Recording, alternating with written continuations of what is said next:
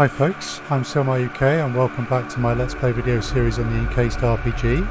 Last time we were on our way to investigate why Nightingale base has gone silent and our vehicle broke down, so we're looking through a gas station for stuff we need to help repair the vehicle.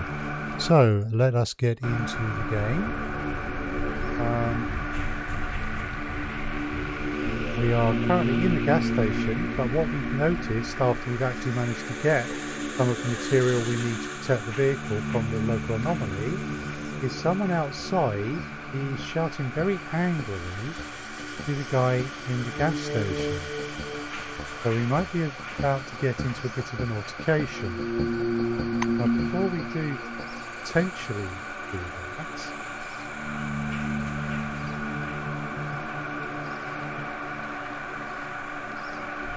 make sure our primary weapon is fully loaded.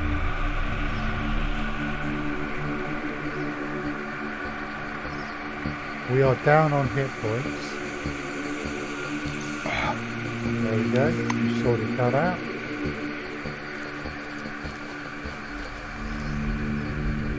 Here we go, this is shouty person. Ooh. Shouty person has someone else with him. As you round the shed's corner, you stumble across a scene from a movie. A dense Jupiter moon parked by the roadside shop with four strangely dressed tramps idling around it. Examine the intruder's thirst there at the front. The people standing around the car are so filthy you barely recognise their Chronos uniforms under the grime. The name tags have been removed, of course, but the ruffians' tattoos make it clear you are facing oranges. Examine the car. The car is in awful shape despite being new. Jupiter's first got chrome-plated fender mouldings in February 1976, which means it can't be older than 6 months. The driver's door lock was at some point jacked open with something sharp, a knife or screwdriver. The car is obviously stolen. You walk up to them kicking an empty can for good measure. The gangsters startle but quickly compose themselves. One of them must be the leader. Takes a step in your direction, eyeing your badge. Magellan, hey guys, check this out. We've got a guest from Magellan. He pats you on the neck roughly with his hard hand and sneers unpleasantly. But here's the deal, Ghost. You and that ancient mockhead at the counter, you're both going to chip in for a gas, and maybe I won't stress test your skull today. Let's see.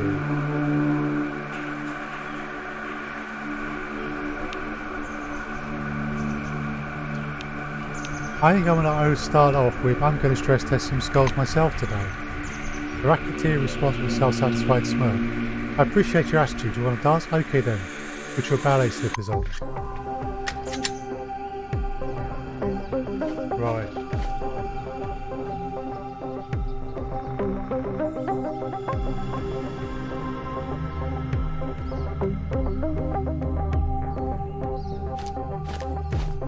We need to at least not be in an obvious position.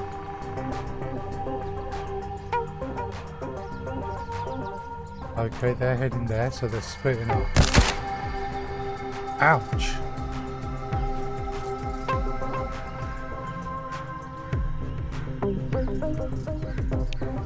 Right.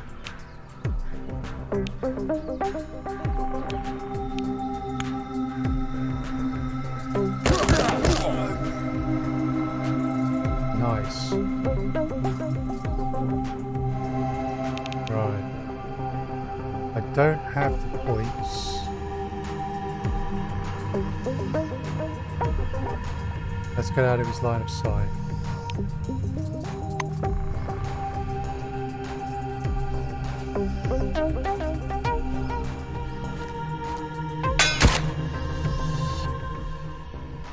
I'm not sure what he's doing.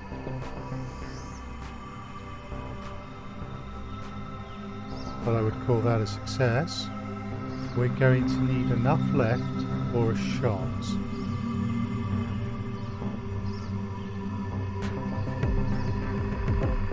So 4 AP should be sufficient.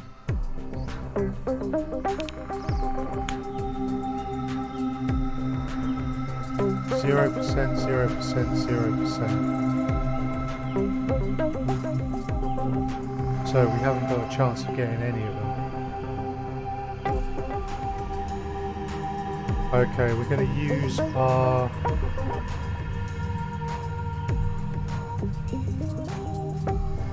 Okay, cool. We're going to use our remaining AP to take cover. In case one of them turns around and starts shooting.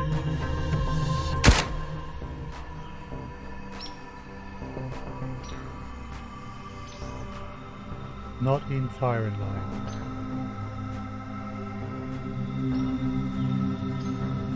Ooh. Oh yes. I want that.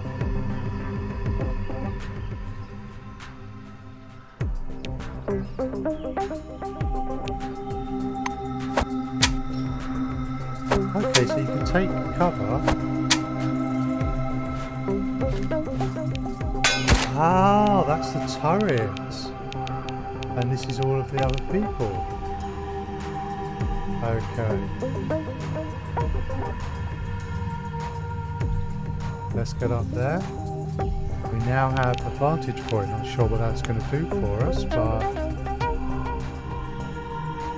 worth a shot.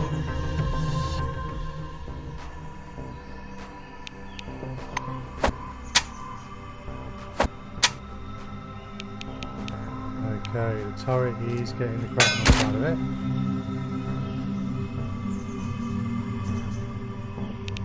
Right. Let's try putting a shot into him. He's out of range. How inconvenient. Right. Well, we can't do that then. Let's cancel that.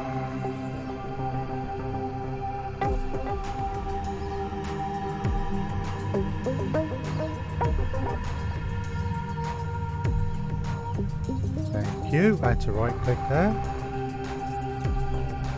Right. We're going to have to get closer to them. Turret's gotten distracted though. That's good. Uh-oh, this guy. No. Right.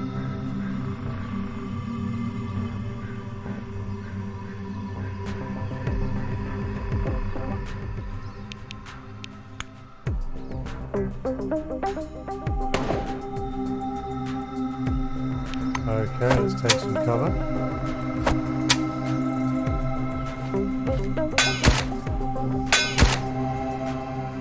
Right, that turret's going to go down soon, then those guys are going to be three to deal with us.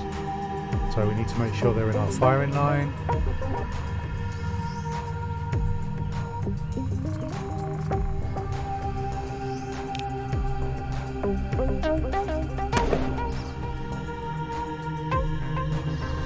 Let's have some cover.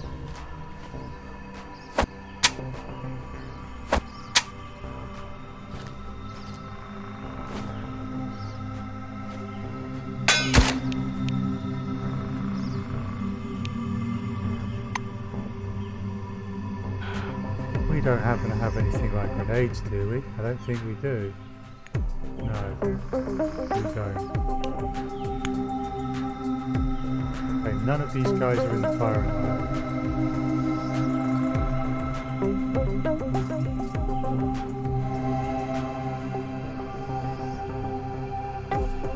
Okay, that gives us fighting spirit. Well, that's useful.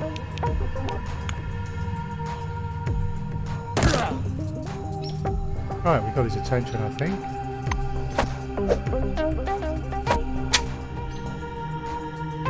Turret's down. Now they're going to come for us.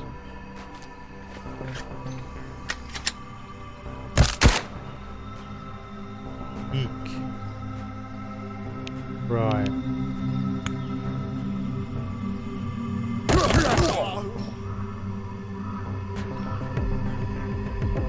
Okay.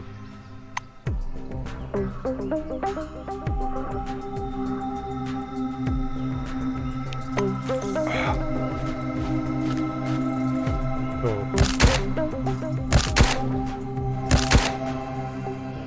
Do not like you, sir. Do not like you. 51-12. Right, we're going to take you out.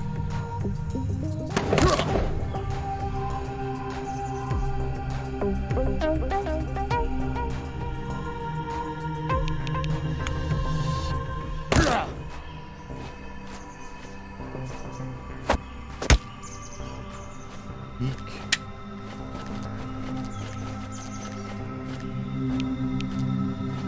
Right. Let's let him have it. And we're going to need cover.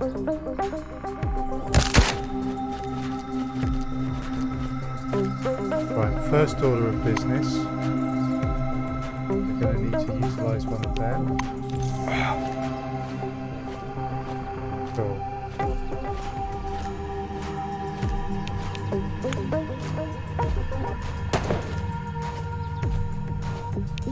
Right, let's take cover. Ooh! This ain't good.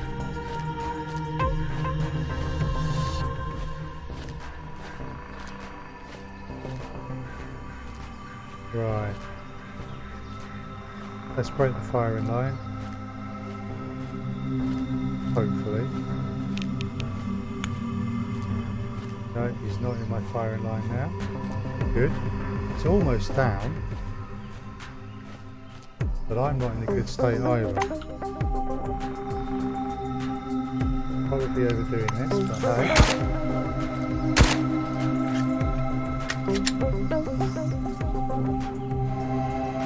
Right.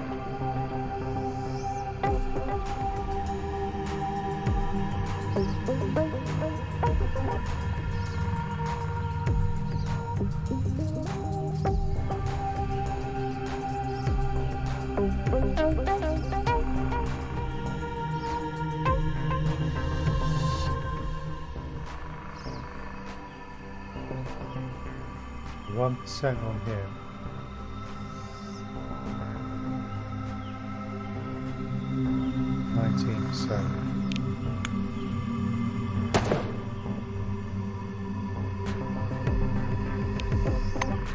Cover.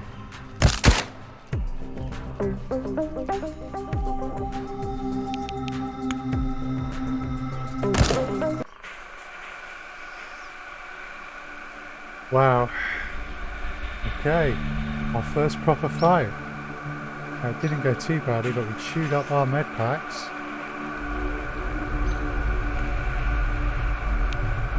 Nothing on there.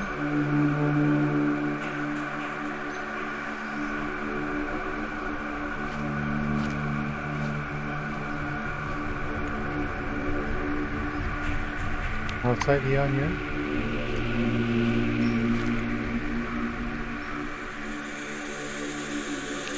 Okay, got a bit of ammo.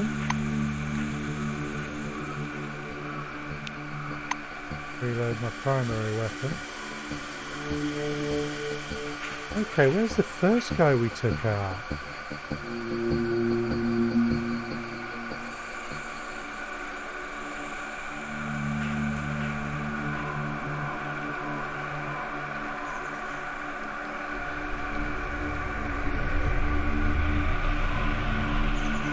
Of course, he's back over there. I shot him as he tried to come through the door. He brought a baseball bat to a machine gun fire. Instant coffee. Yeah, okay, I'll take it. Right, let's go see how the old dude's doing. Oh, before we do any more though, we're going to save the game.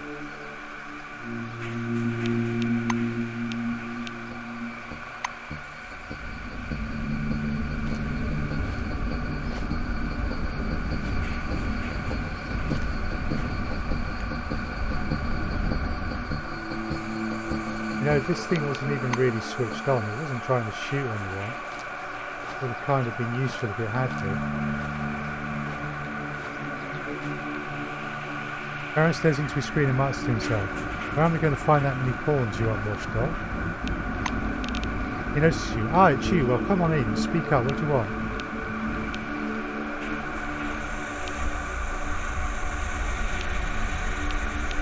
I'll tell him that a strange creature attacked me in the basement and I killed her.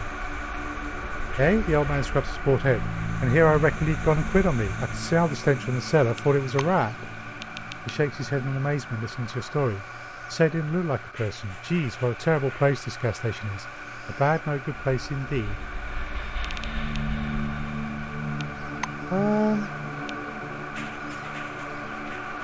Nothing to sell, so what is there to buy, my dearest? No deliveries lately. Maybe they'll bring something on Thursday or Friday.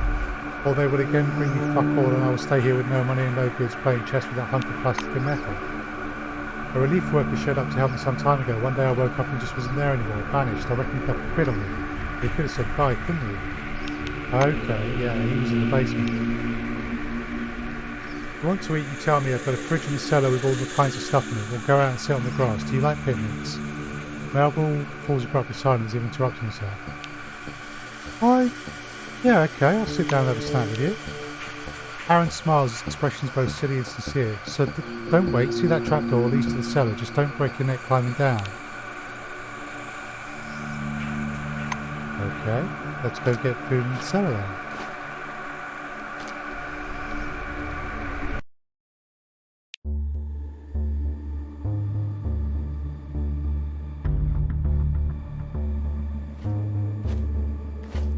I may already have the food because I did actually come through here.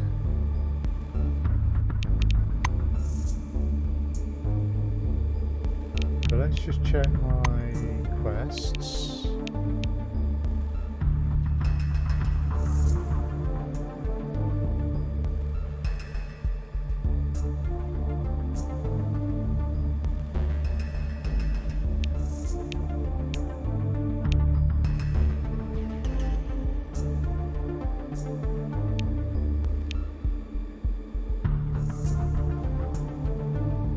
Okay. Right. Well, I'm not sure if that's...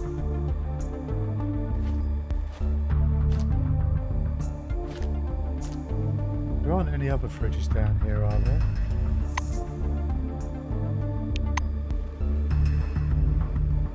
No. No, there aren't.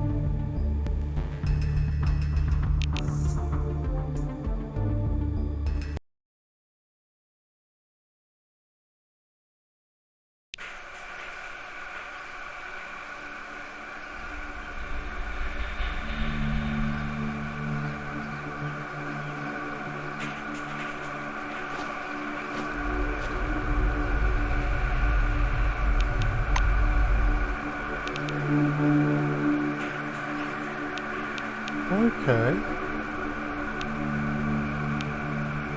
I don't have the pulled cord. Not sure what's going on there.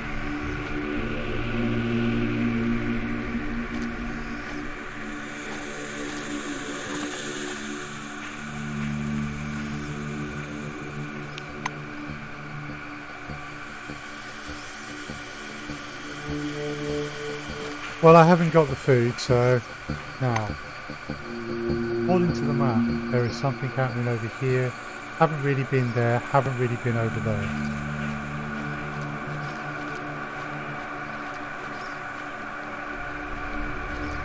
Let's go up the top.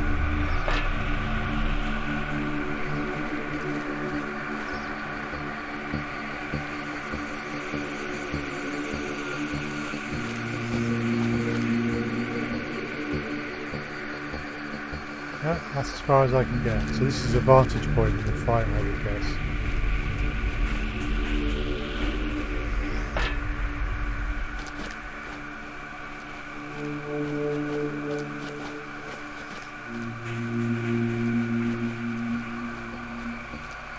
So we know this guy's out here. His protective swoop sparkles with flickering pinpoints as if the particles are stuck in the purple gloves and white skull mask, glittering like a snowdrift on a sunny day. On the researcher's chest is a metal badge that says Theodore McReady. I greet him with a nod. I greet him with a nod. The scientist responds with a slight bow. What's he doing here near the swamp? Theodore is agitated. Field studies, but in general this is a very interesting question. To begin with, I have a hypothesis. Mobius either generates microlux or in symbiosis with it. He raises his hand, watching the sparkling bubbles in the air, and now I see that the behaviour of the microlux particles has changed. Unfortunately, I can't know if it's due to the presence of Mobius or something else. Find out more about the lights. The question is of keen interest to the researcher. It's a good thing you asked. He wiggles his fingers in the light dance. We call these particles microlux. They are small gas bubbles in a liquid shell. The glow they emit is variable and self-generating. McCready raises his hand to his face and makes a fist. The microlux hovers around it, forming a radiant ball. Behind the mask, the scientist's eyes twinkle with delight. Ask him if he supports the committee's actions. McCready snorts into the helmet intercom. Is that a trick question?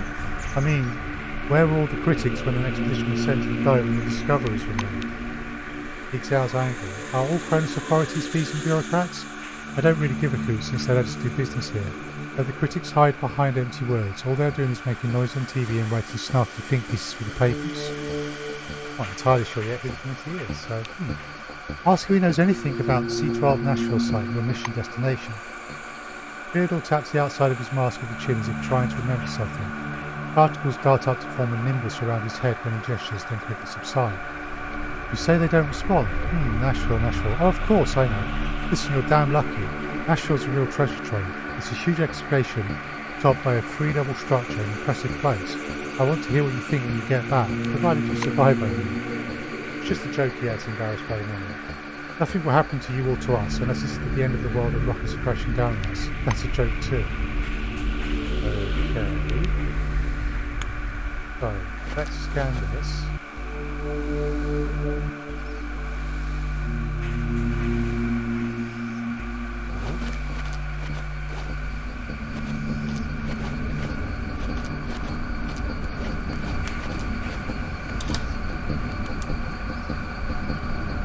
Camp food.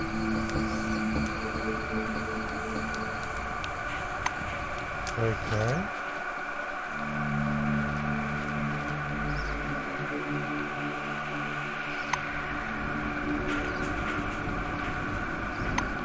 So this is the way around to the swamp, but the swamp may not be a good place for us to go.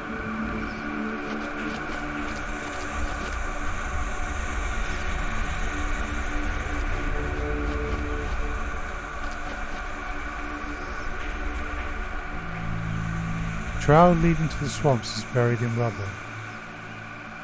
Well, we ain't going through that, are we? Not right now.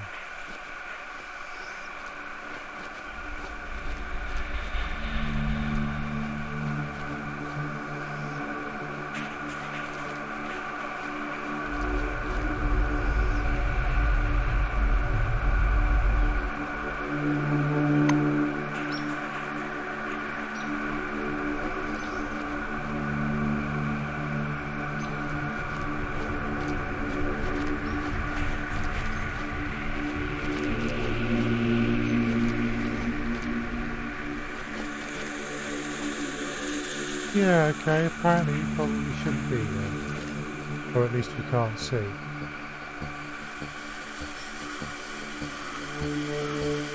One of the most common versions of the Jupiter Moon, this is the 1975 model with no extras and the cheapest colour from the catalogue.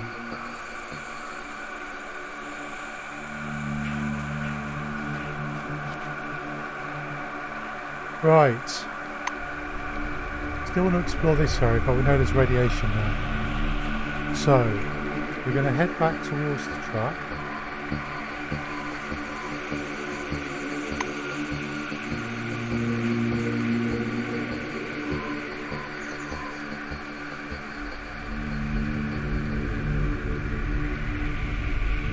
We're going to save and take some ARAD and see if we can get into the radiation area.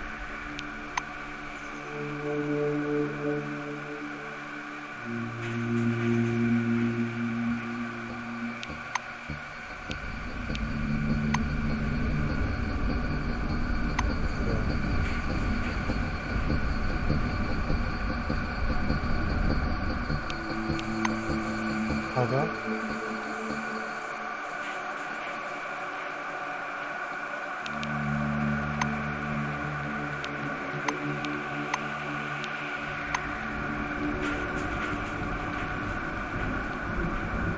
Okay.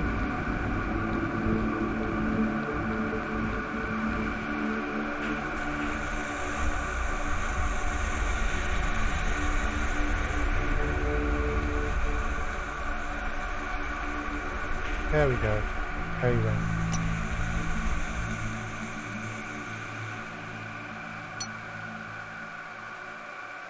Equip. Ah, that replaces our...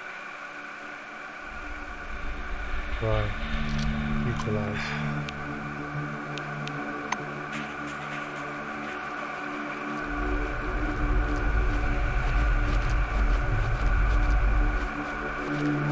Okay, it seems to be working.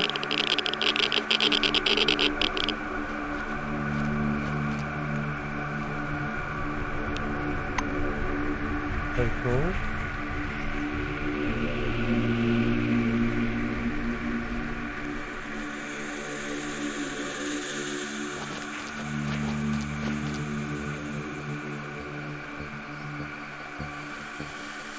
So we have taken some radiation.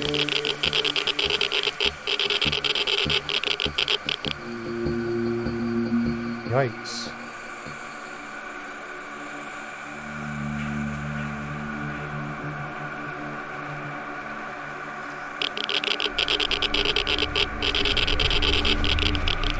This may have been universally a bad idea. So, my inventory.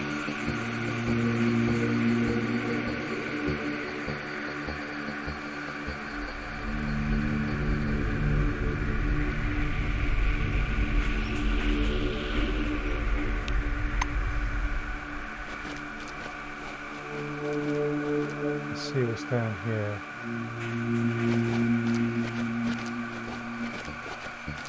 Is this worth it? You gain 50 exploration points. I'll take all of that.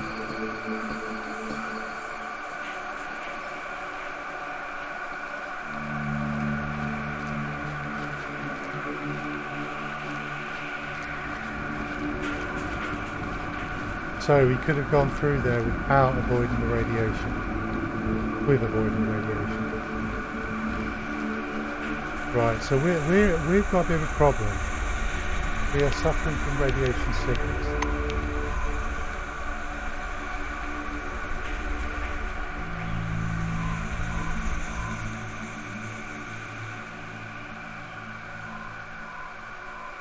Rad force. Ah! Utilize.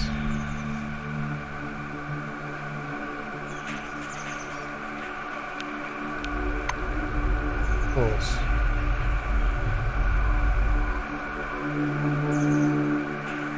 Okay, we are no longer suffering from radiation sickness. So that was a bit of a waste. There are probably better ways of doing that. Liquidator spawn roots. Ooh.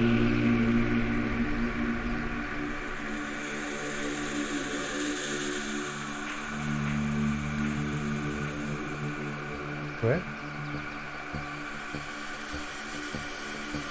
Oh, don't tell me we weren't wearing all our armour. Oops. That was a mistake.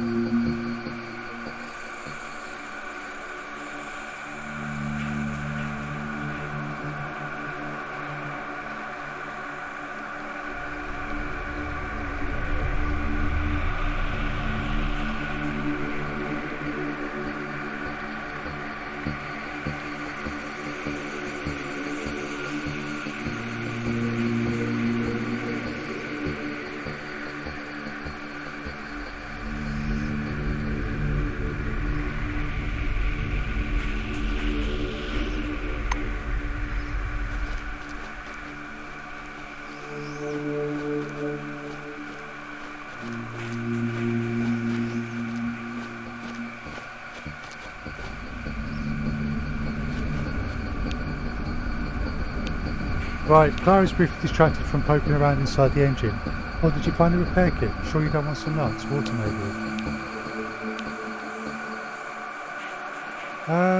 Ask her how she ended up under the dome.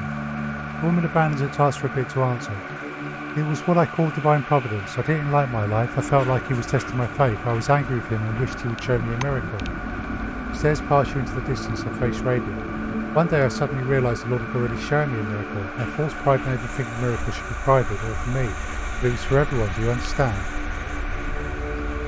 Okay, looking into her eyes you realise she's talking about the dome. Kara fixes her gaze on me. You see? Yes, you do. We're all witnesses to a great miracle. The Lord has given us all this. Let us know He is here and watching us. She falls silent but can barely contain her excitement.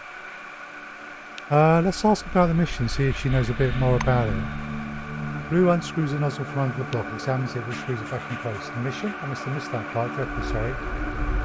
Kingsley told me to take you to your team. If the signal was lost, you don't know anything about that, do you? No, I don't. Grass Apple, report that you found a relic that protects against the effects of the anomaly. A vague smile appears on Blue's face. Really? That's good news. We could have been stuck here for a long time. The portable transmission still isn't working.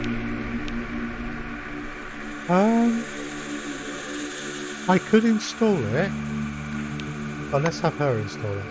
We open the hood here, Clara sets up the device between the cylinder block and the fuel pipe. Nothing happens at first, but then a small spear cracks and a net of fin cracks cover it, from which thousands of black pink groups come out. They entangle the engine and darken before quickly acquiring a metal texture and shine. We exchange glances with Clara. The blue crosses herself silently. Gently touches the relic and slams the hood from pause. Sitting behind the wheel, Clara nods to you, inviting you to get into the cabin. Done, let's go, the storm will be here. I get in the passenger seat and continue on my way.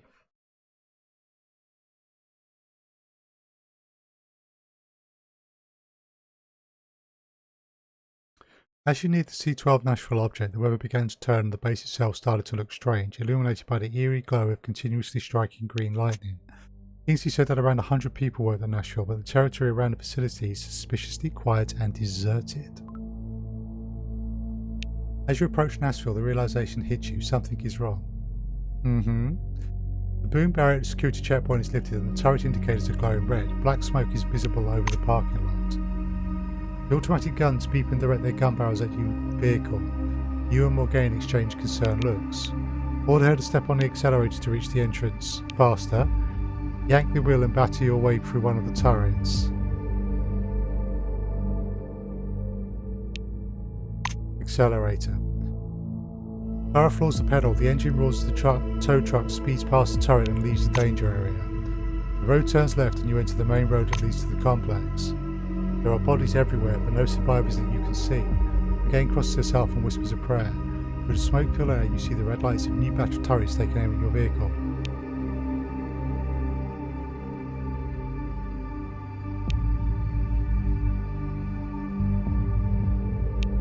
Tricky.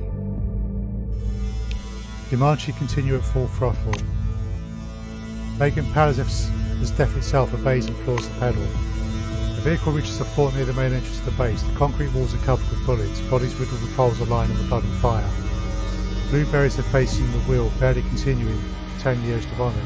She's not praying anymore, just whimpering quietly, "Good Lord, good Lord."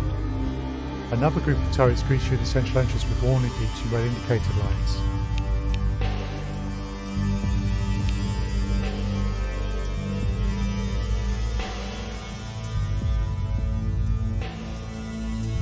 Direct the car to the left, beyond the crag to the parking lot for light vehicles. You manage to turn at the last moment. A single round plinks into the back of the vehicle and the gunfire stops. The turrets have lost you and calmed down. The tow truck comes to a halt. Morgaine opens the door, her hands trembling and falls out. You too leave the vehicle. As you sit beside the tow truck, you lift your head and see Nashville ablaze. Black smoke billowing over it and intertwining with the maelstrom above the station. It whirls slowly and majestically, hundreds of tiny green lightning bolts flashing silently in its epicenter. Clara lifts her eyes to the skies, mesmerised by the whisper whirlpool of clouds. That's a beta thing, it's early access thing. Names are changing. Unless of course it's using her surname and first name. We need to scout the surroundings. You're not in agreement. Morgaine is right. It's time we figured out what happened here. Right. So we will save there, definitely.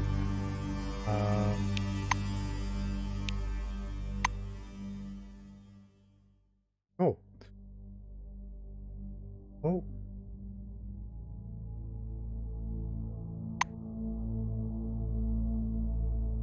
Right. So we've saved, and I think I'm going to bring this episode to a close there, and next time we will continue on and investigate what has happened at Nashville. I'm SilmarUK. You can find me on social media at SilmarUK, on Twitch as SilmarUK, and on my website www.silmaruk.net. If you've enjoyed this video, please leave a like, consider leaving a comment if you wish, consider subscribing to the channel to be notified of new stuff.